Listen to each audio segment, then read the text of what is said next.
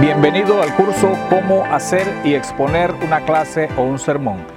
Mi nombre es Agenor Rudas y en el día de hoy te voy a estar enseñando acerca de lo que es el exordio o lo que comúnmente se habla como la introducción. Cuando hablamos de la exposición de un sermón, no solamente de lectura, sino de la exposición, hay dos partes que en la antigüedad se le conocía como el inventio, que es la parte donde usted lograba buscar todo aquel material que usted iba a necesitar para exponer su discurso, pero también la parte que tiene que ver con acomodar cada una de esas partes. Estamos hablando entonces con lo que ellos llamaban como la disposición. Cuando hablamos de esto, ya nosotros en las clases anteriores hemos visto todo lo que respecta a la búsqueda de cada uno de los materiales. Hablamos de el inicio de la preposición o de la tesis, hablamos de lo que es conocido como las bases, hablamos también todo aquello que tenía que ver de dónde salen cada uno de aquellos aspectos que sustentan, en este caso la tesis, y lo que decíamos en la última clase, la clase cuarta, lo que tenía que ver con los elementos de lo que es la argumentación. Habiendo ya trabajado todo esto, teniendo ya todo lo necesario, ya el esquema completo de nuestra clase o de nuestro discurso, nos toca hablar ahora acerca de la dispositio. La dispositio no es otra cosa que el arreglar cada uno de los aspectos o de los argumentos y los materiales que hemos coleccionado hasta este momento, que hemos investigado hasta este momento, y nos corresponde ahora ponerlo en un lugar específico para que sea de mayor impacto para aquellas personas que nos están escuchando.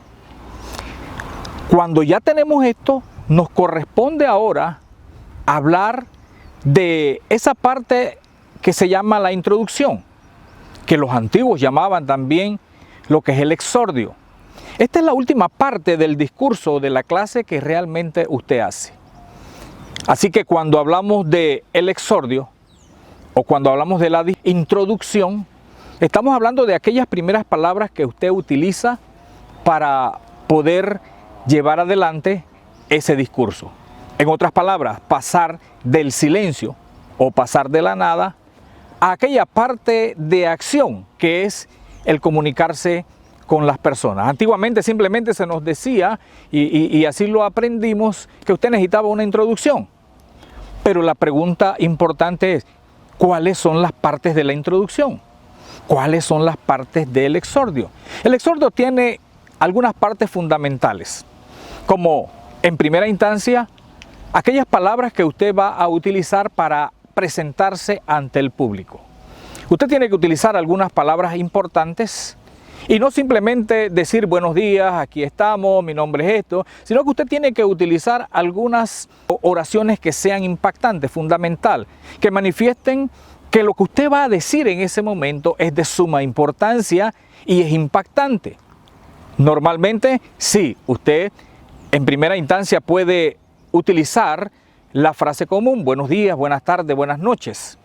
Sin embargo, para que sea más impactante, lo primero que usted debe hacer o debe tratar de trabajar es, por ejemplo, en un pensamiento.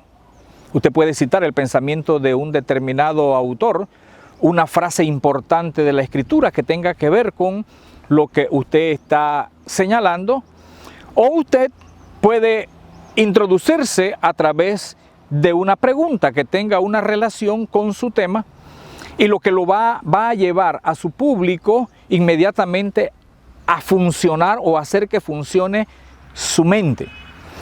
Una de las maneras más importantes para que usted tenga al público y que el público esté atento a usted es que su mente empiece a funcionar. Y no simplemente esperar que usted esté hablando y hablando y hablando. Por lo tanto, la clase, el sermón, tiene que llevar esa función de empezar o tratar de iniciar en la mente de las personas una actividad donde ellos vivan lo que usted, en este caso, les está exponiendo, que ellos se trasladen. Así que normalmente pues se hace con un pensamiento, luego se hace con una determinada pregunta y posteriormente usted va a señalar o usted va a decir es la razón o es esta circunstancia lo que nos ha motivado a poder hablar sobre este aspecto o sobre su tema o sobre su tesis. Así que la primera parte del exordio son las palabras introductorias que ya le hemos señalado. La segunda parte del exordio tiene que ver entonces con aquella parte donde usted va a exponer una determinada anécdota de su vida que tiene una relación directa con la tesis que usted va a decir o con su discurso o con su sermón o con su clase. Por ejemplo, si usted va a hablar acerca de que un buen cristiano tiene una buena relación con la sociedad que está a su alrededor, entonces usted tiene que expresar a través de una anécdota suya lo que a usted le ha acontecido, lo que usted ha visto, y donde usted pueda enseñarle al público que esto es la primera reacción o el primer acercamiento que usted tiene con su tema, con su tesis. Así que esto es de suma importancia. ¿Y por qué es importante la anécdota? Bueno, porque conocemos que desde muy pequeño a los seres humanos nos gusta lo que son los cuentos, lo que son las leyendas, lo que son las anécdotas, lo que son las narraciones. Y esto, el objetivo de lo que es el exordio es captar la atención del público. Así que una buena narración de su vida o de un hecho que tenga que ver o que tiene relación con su discurso es el primer acercamiento que usted tiene a su público o que le hace a su público para irlo acercando poco a poco a lo que realmente va a estar constituido o es en realidad su discurso. Así que por eso usted hace esta anécdota, en este caso de algún momento de su vida. Igual si usted va a hablar, por ejemplo, de que el cristiano es un buen padre, usted puede hablar acerca de algo que le ha acontecido a usted y que manifiesta el aprendizaje de lo que es un buen padre. Cualquier parte, cualquier hecho de su vida, que sabemos que son muchos. Si usted es una maestra de niños, por ejemplo, y usted le va a hablar a los niños acerca de lo que es que se necesita ser buenos hijos, pues definitivamente que su anécdota tiene que ver con algo que le aconteció a usted y donde usted ha podido ver en su propia vida o en algo que a usted le ha acontecido eso de ser buen hijo. Puede ser de su propia vida, puede ser lo que usted ha visto, y esto va a ayudar fundamentalmente para que las personas puedan estar atentas.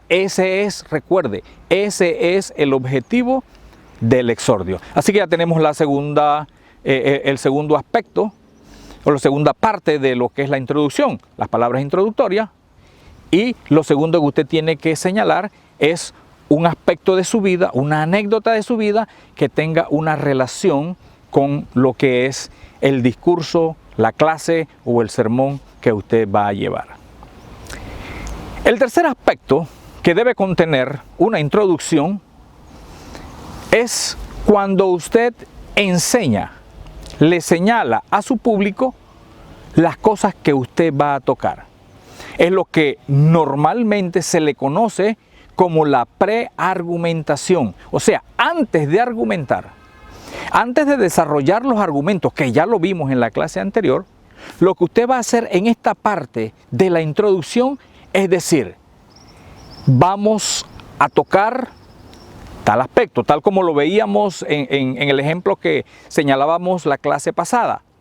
Si usted va a hablar acerca de que Dios hace un llamado especial a los hombres para una realización o un trabajo específico, entonces usted va a señalar, vamos a ver cómo Dios le dice al hombre ven, que es el primer argumento.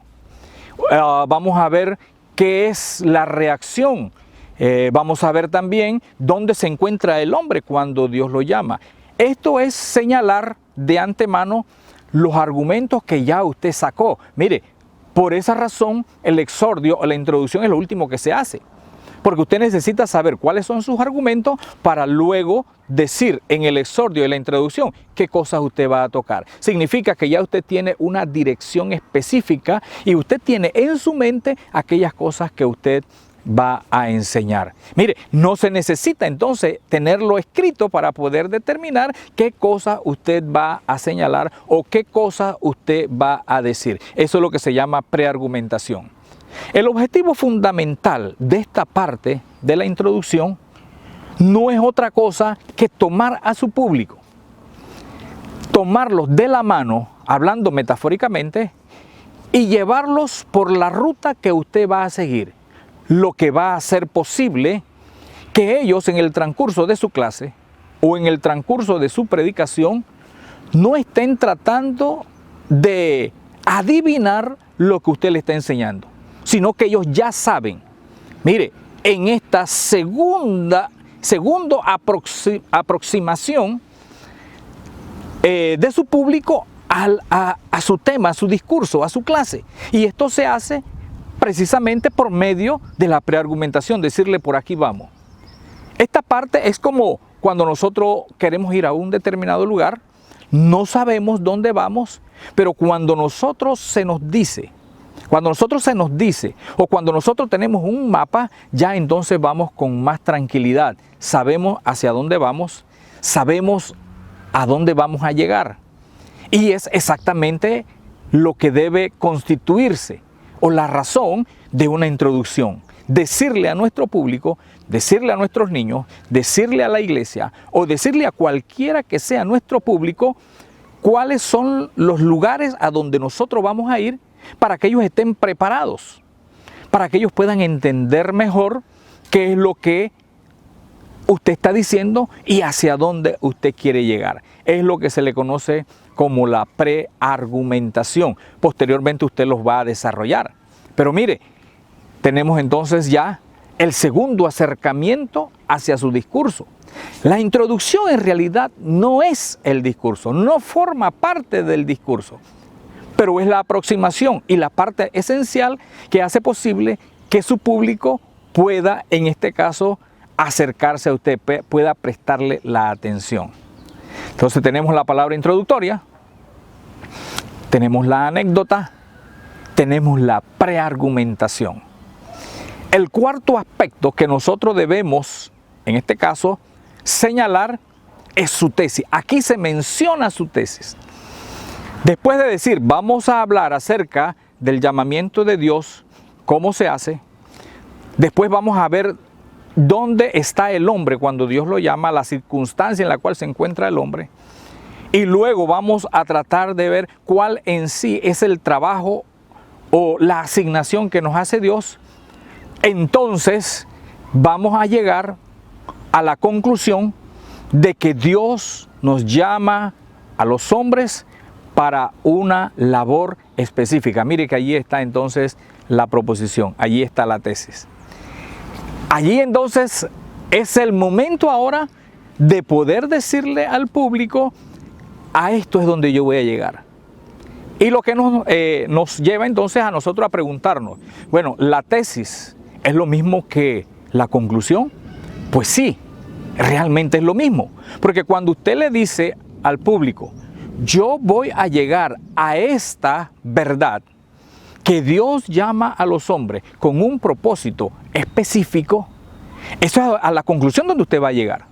Y para llegar a esa conclusión, lo que usted está haciendo no es otra cosa que desarrollando los pasos necesarios para llegar a ese puerto seguro.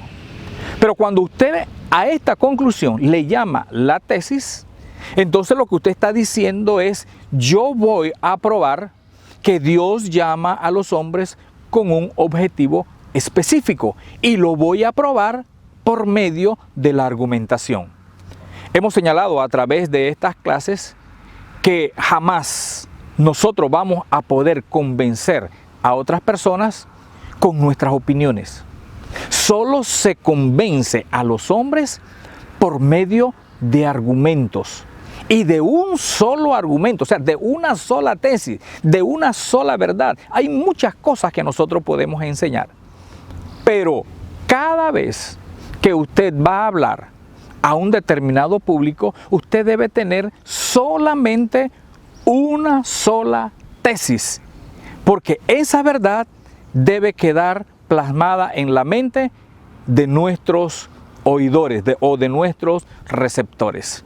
Así que, si vemos entonces, esta es otro acercamiento que nosotros hemos hecho de nuestro público a nuestra tesis, a nuestro sermón o a nuestra clase. Entonces, recopilando lo que hemos dicho hasta este momento, es que una buena introducción tiene que ver precisamente con lo que es palabras introductorias, la forma como se hace.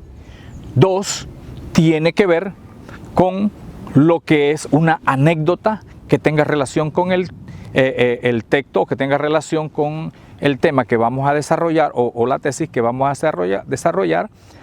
La preargumentación, que no es otra cosa que mencionar de antemano los lugares a donde usted va a ir.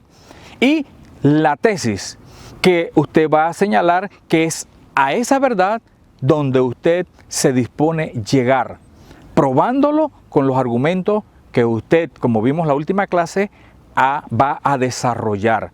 Y finalmente, pues, entonces se produce la oportunidad para iniciar su sermón. Si usted sigue estos pasos, tal como lo hemos señalado, usted va a captar la atención de su público. Usted va a saber qué cosas usted necesita tocar al momento de introducirse y usted va a poder saber y va a decirle a su público hacia dónde usted se dirige a través de su argumentación.